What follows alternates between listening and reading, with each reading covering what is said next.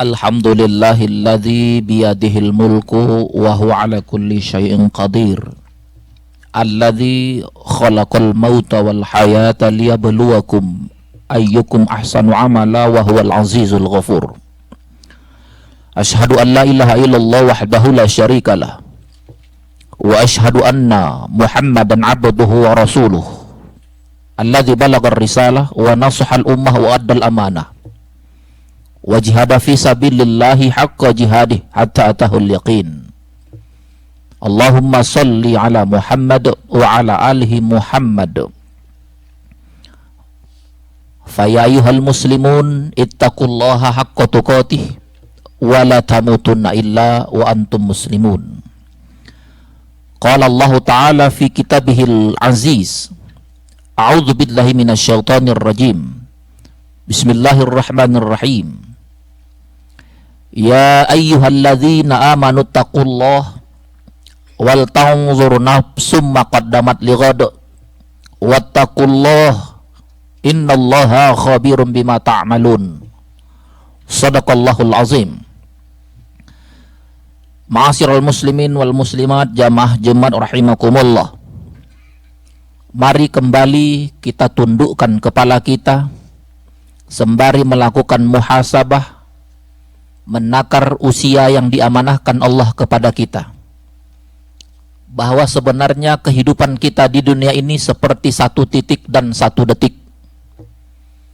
Satu titik jika jasad kita ini dibandingkan dengan besarnya bumi Allah, ternyata kita hanya satu titik saja. Bahkan bumi Allah yang kita anggap luas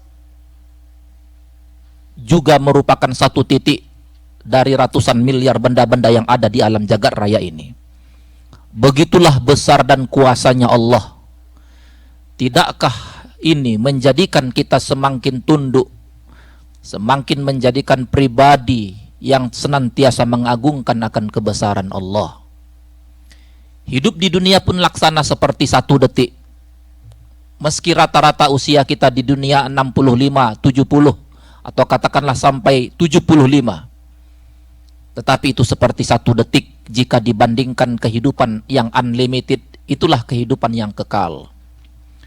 Hanya orang-orang yang memiliki rencana yang besar, yang memiliki rencana yang jelas dan tegas, yang memiliki prioritas yang jelas, itulah orang-orang yang beruntung.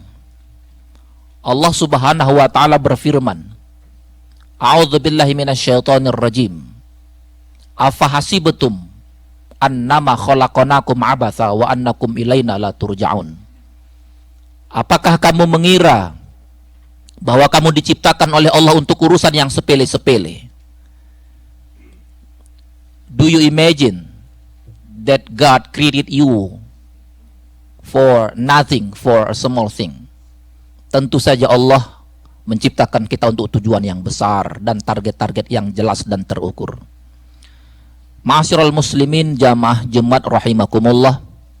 Pada kesempatan ini khatib akan menyampaikan khutbah dengan tema memaknai hijrah Rasulullah SAW dan para sahabat dari Makkah ke Madinah.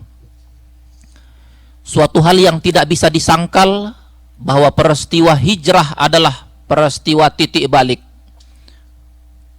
turning point untuk keberhasilan dakwah umat Islam seterusnya. Tentu harus diupayakan semangat atmosfer yang luar biasa untuk memiliki keputusan yang besar untuk hijrah dari Makkah ke Madinah.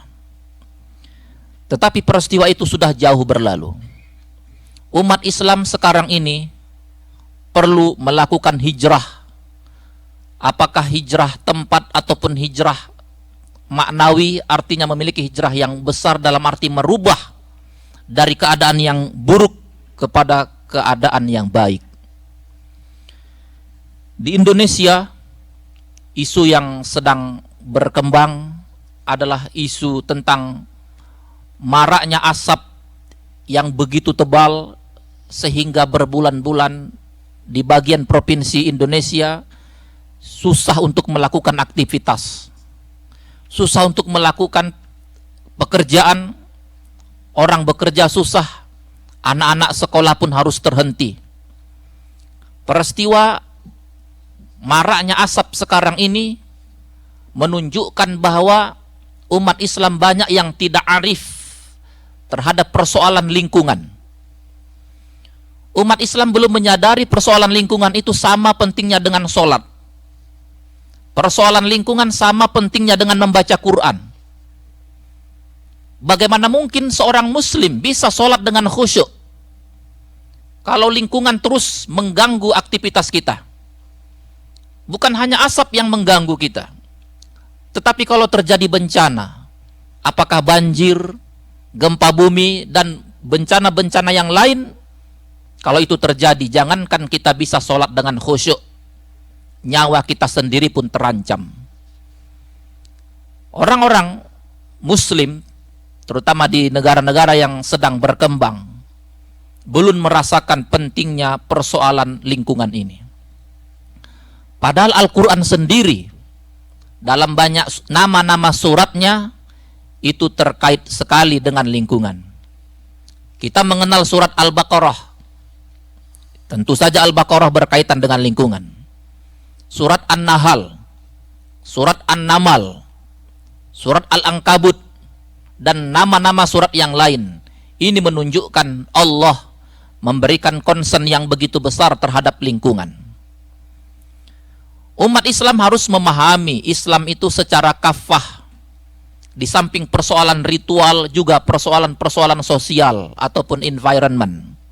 Kalau tidak, umat Islam akan susah diterima ketika mereka tidak bisa mengatasi lingkungan secara baik. Hussein Nasr dalam salah satu bukunya yang berjudul The Order of Islam, beliau mengatakan, alam kita ini sudah luka-luka dan berdarah-darah akibat kebutuhan manusia yang tidak pernah habis, sementara ketersediaan alam tentu saja terbatas.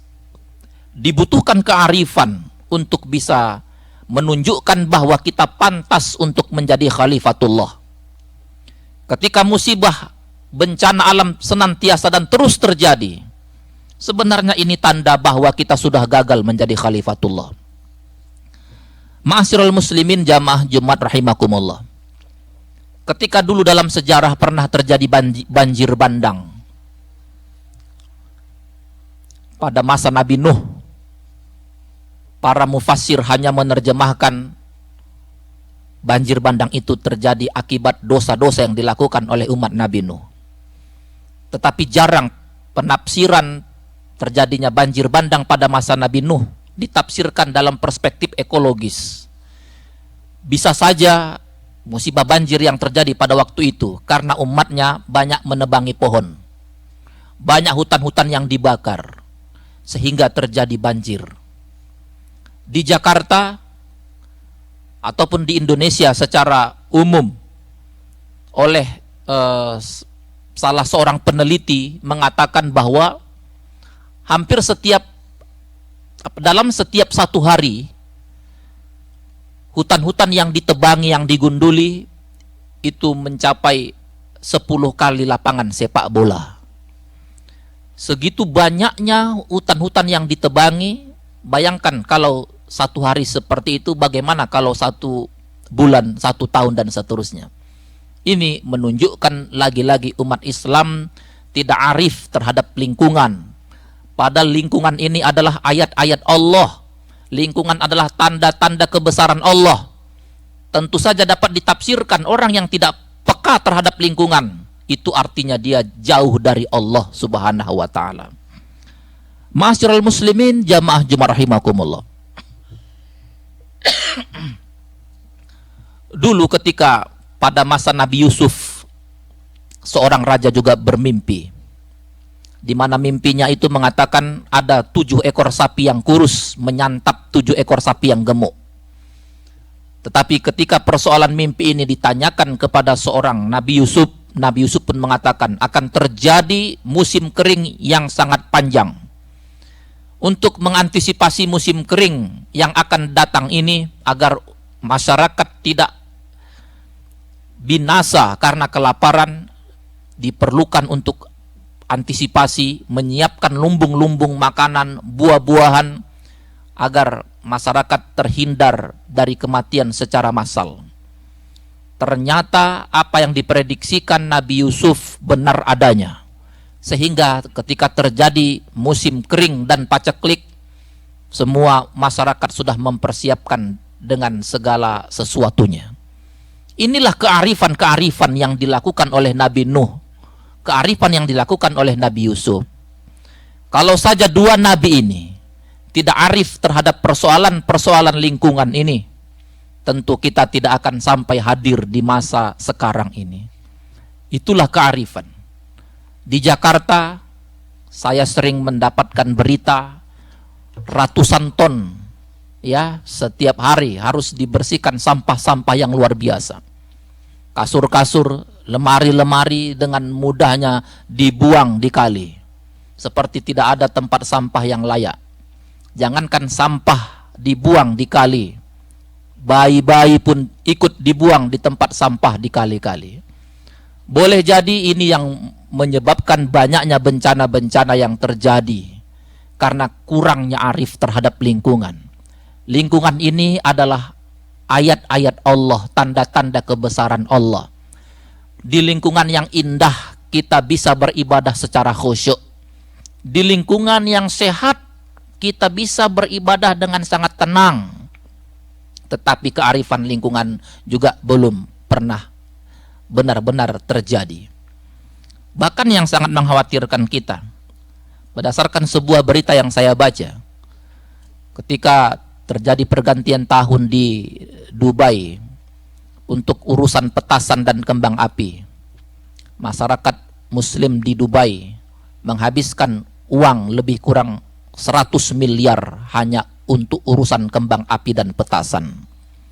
Dapat dibayangkan berapa banyak burung-burung yang stres, hewan-hewan yang ketakutan oleh akibat petasan-petasan dan kembang api. Ini lagi-lagi tidak arifnya masyarakat Muslim terhadap lingkungan.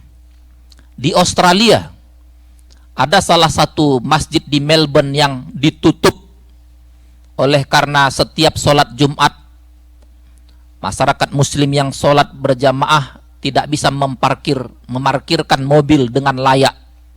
Sudah diberi warning agar memarkir mobil jangan mengganggu orang-orang yang lalu lintas. Tetapi tetap saja banyak orang-orang yang sholat berjamaah memarkirkan mobil sembarangan dengan alasan saya tertinggal, saya masbuk, saya buru-buru. Akhirnya karena ini sudah terjadi berulang-ulang, masjid pun ditutup. Kalau umat Islam hanya urusan parkir pun tidak benar, bagaimana mau memikirkan peradaban yang sangat kompleks ini? Umat Islam secara politik jadi bulan-bulanan. Secara ekonomi kita left behind, jauh tertinggal. Apa yang mau kita tunjukkan? Tentu diantaranya umat Islam harus memahami agama ini secara kafah, memiliki kesolehan ritual yang benar-benar kuat, serta memiliki kearifan sosial dan lingkungan. Tanpa pemahaman dua hal ini, umat Islam akan ditinggalkan oleh mereka-mereka yang sudah terlebih dahulu mengerti akan pentingnya lingkungan, oleh mereka yang lebih mengerti bagaimana memberdayakan ekonomi umat. Ma'asyiral muslimin jamaah Jumat rahimakumullah. Di dalam pendekatan skala prioritas, sekarang ini umat Islam betul-betul ketinggalan prioritas. Padahal Islam mengenal 5 prioritas yang harus dilakukan. Yang pertama itu yang disebut dengan hifzuddin, menjaga agama. Tugas kita adalah sebagai pendakwah-pendakwah. Kalau tidak bisa berdakwah lewat lisan, kita bisa berdakwah lewat hal. Orang Arab mengatakan, lisanul hal absahu min lisanil kalam. bukti, action, sikap kita, karakter kita itu lebih tajam dan lebih efektif untuk berdakwah dibanding lisan yang berkoar-koar yang disampaikan podium. Tunjukkanlah Islam itu memiliki kearifan sehingga orang-orang pun bersimpati kepada kita. Rasulullah ketika terakhir menyampaikan khutbatul wada'nya mengatakan, ya ayuhan nas,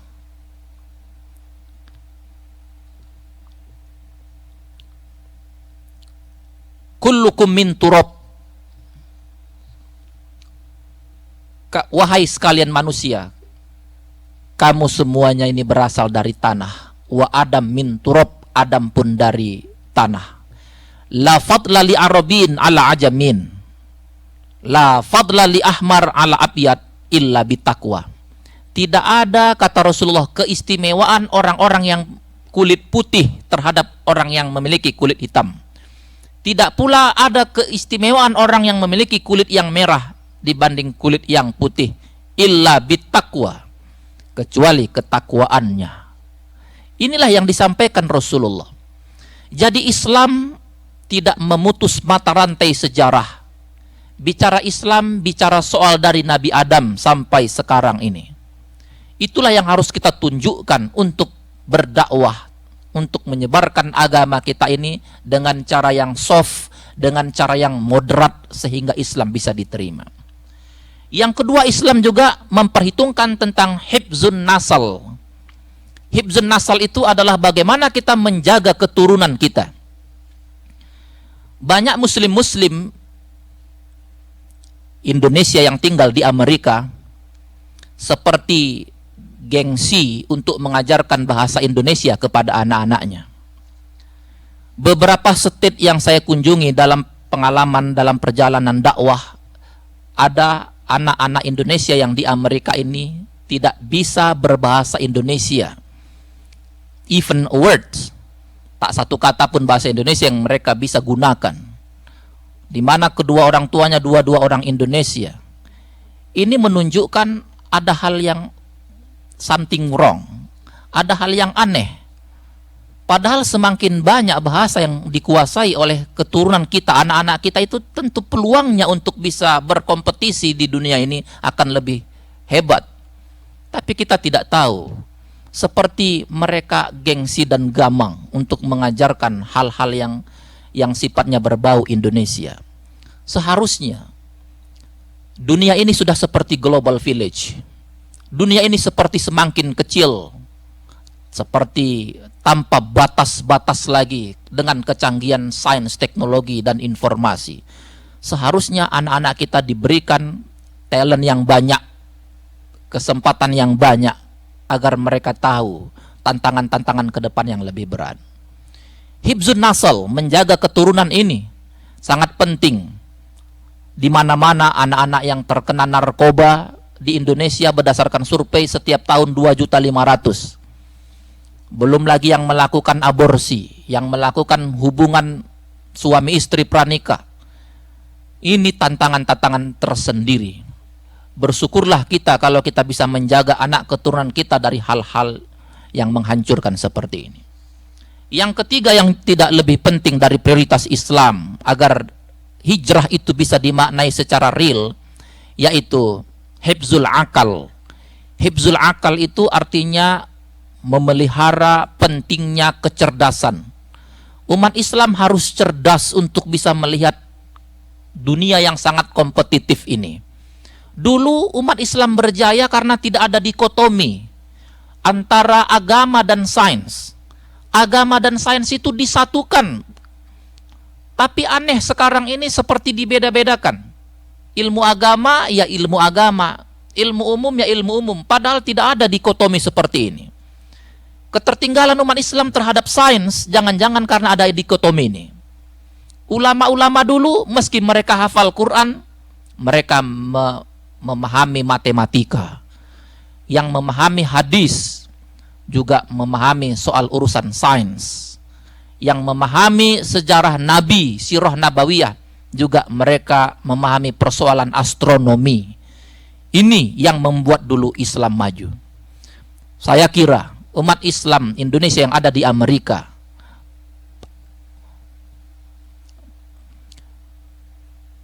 memiliki peluang yang jauh lebih besar karena kita tinggal di negara yang sangat modern, yang secara sains dan teknologi jauh lebih maju dibanding negara kita Indonesia.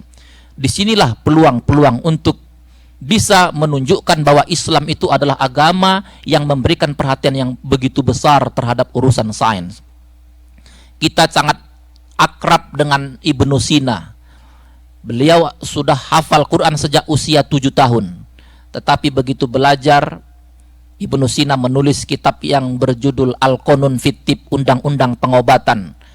Kitab ini menjadi referensi utama di fakultas-fakultas kedokteran di Eropa.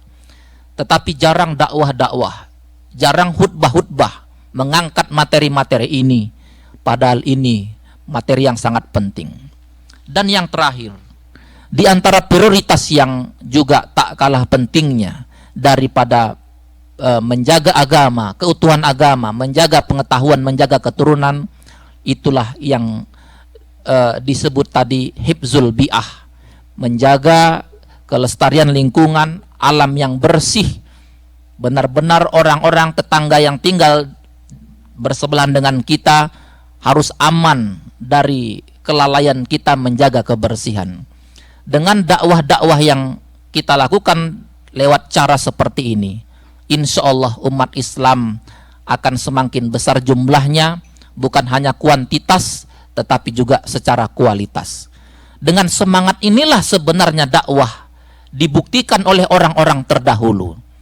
Rasulullah itu diberi gelar Ruhbanul fil lail wa fursanun fin nahar. Muhammad Rasulullah dalam urusan ibadahnya luar biasa, seperti rahib-rahib, terus menunjukkan ketundukan yang luar biasa kepada Allah pada malam harinya. Tetapi di siang hari Rasulullah seperti kesatria. Inilah yang bisa kita tunjukkan kepada umat dimanapun kita tinggal. Mudah-mudahan makna hijrah bisa kita bisa kita pahami menjadi hal-hal yang real. Jauhkan anak-anak kita dari hal-hal yang melalaikannya. Betapa banyak anak-anak kita sekarang sudah dijajah oleh berbagai media sosial. Mereka susah berkomunikasi dengan kita karena di tangannya selalu memegang gadget, membuka Twitter, membuka Instagram, membuka Facebook, seolah tidak ada dunia lain selain itu.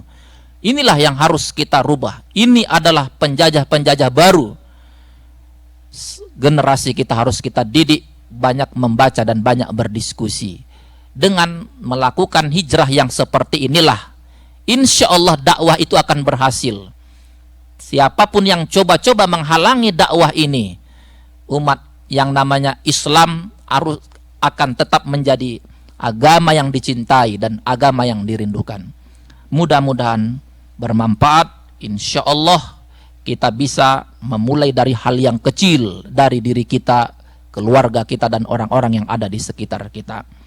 Barakallahu li walakum walahum fil Qur'anil azim wa nafa'ani wa iyyakum bima fihi minal ayati wa dzikril hakim wa taqabbala minni wa minkum tilawatahu innahu huwal ghafurur rahim.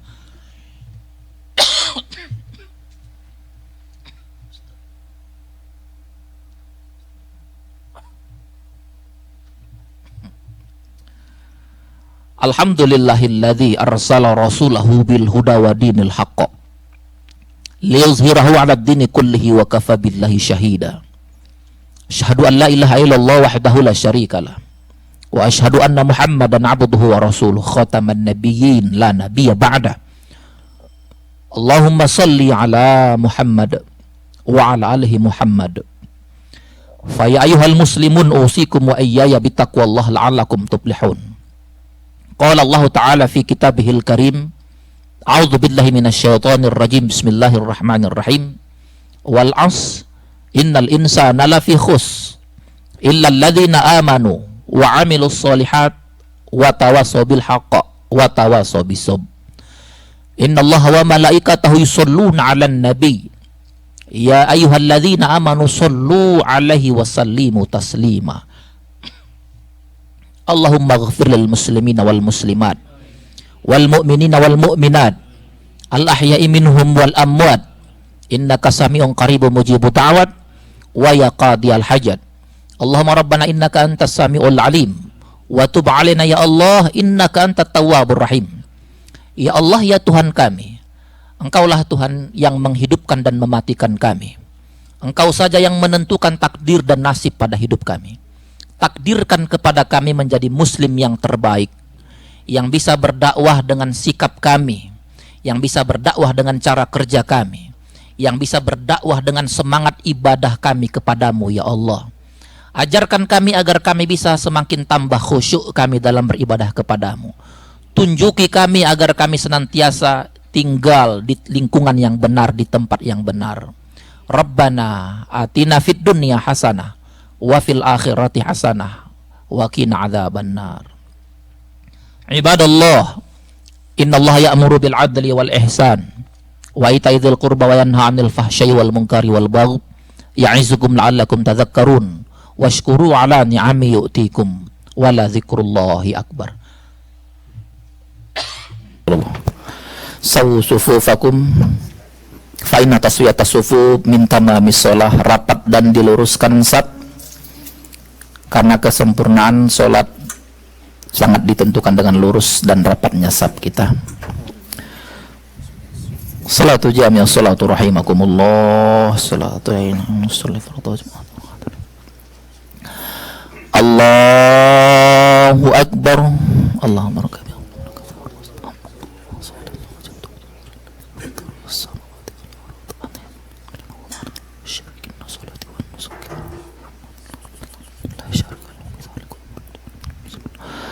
Bismillahirrahmanirrahim. Alhamdulillahi rabbil alamin. Ar-Rahmanir-Rahim, Maliki yaumiddin. Iyyaka na'budu wa iyyaka nasta'in. Ihdinas siratal mustaqim. Siratal ladzina an'amta 'alaihim ghairil maghdubi 'alaihim waladdallin.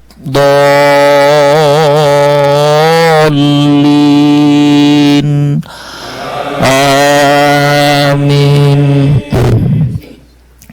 Bismillahirrahmanirrahim. Tabarakalladzi biyadihil mulku wa huwa ala kulli syai'in qadir. Alladzi khalaqal mauta wal hayata liyabluwakum ayyukum ahsanu amala wa huwal azizul ghafur. Alladzi khalaqa sab'a samawatin tibaqa ma tara fi khalqi rahmani min tafawut farji'il basara hal tara min futur. Allahu akbar. Subhanallah. Sami Allahu liman hamidah. Rabbana lakal. Allahu akbar. Subhanallah. Allahu akbar.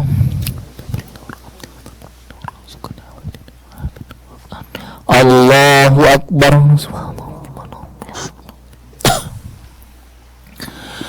Allahu akbar. Bismillahirrahmanirrahim. Alhamdulillahi rabbil alamin. Ar-Rahmanir-Rahim, Maliki yaumiddin. الدين إياك نعبد وإياك نستعين اهدنا الصراط المستقيم صراط الذين أنعمت عليهم غير المغضوب عليهم ولا الضالين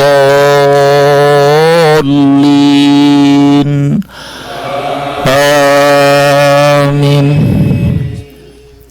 بسم الله الرحمن الرحيم قل هو الله أحد الله الصمد لم يلد ولم يولد ولم يكن له كفوا أحد الله أكبر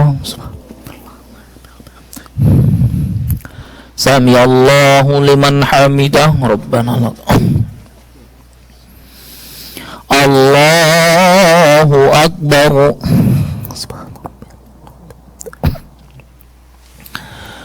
الله أكبر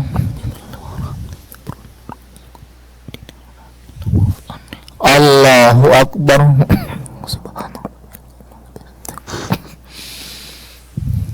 الله أكبر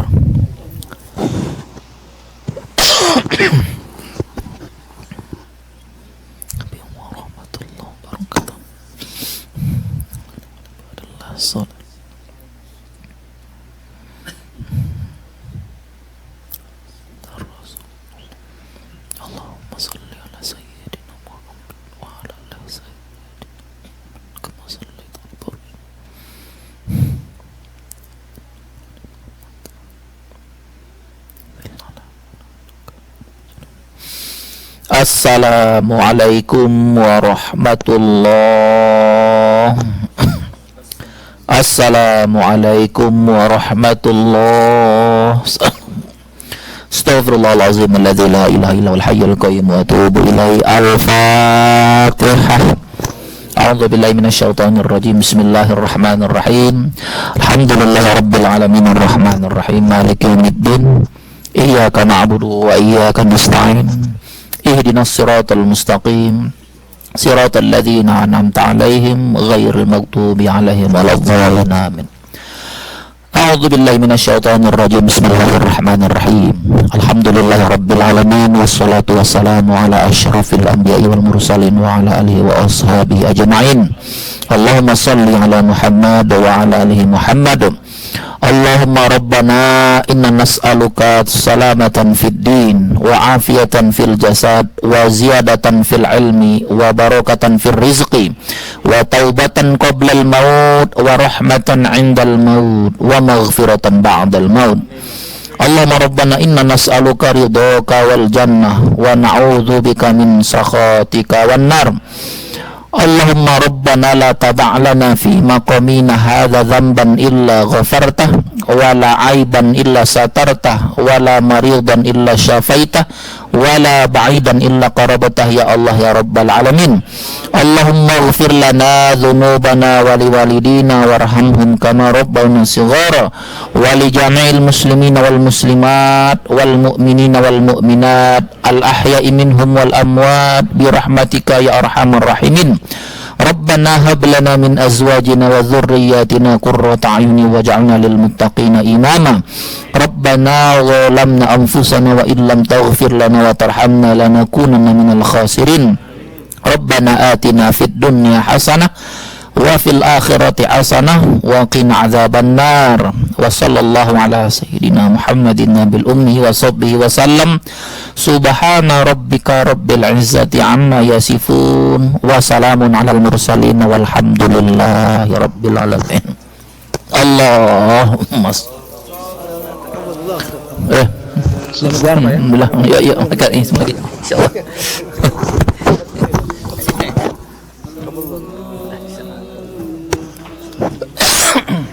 Pak.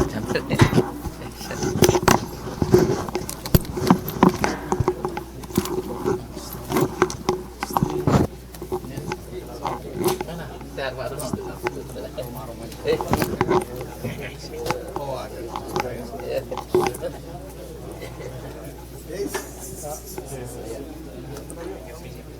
Imamnya yang mana ini Mas?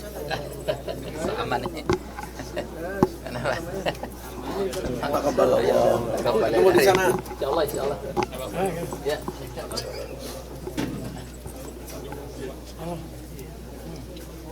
Aduh, Pak, ya Pak.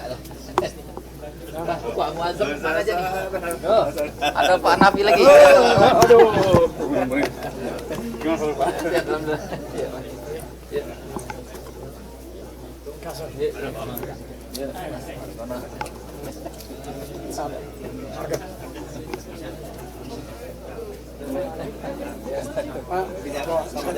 Iya, baik lagi. Lagi. Oh iya.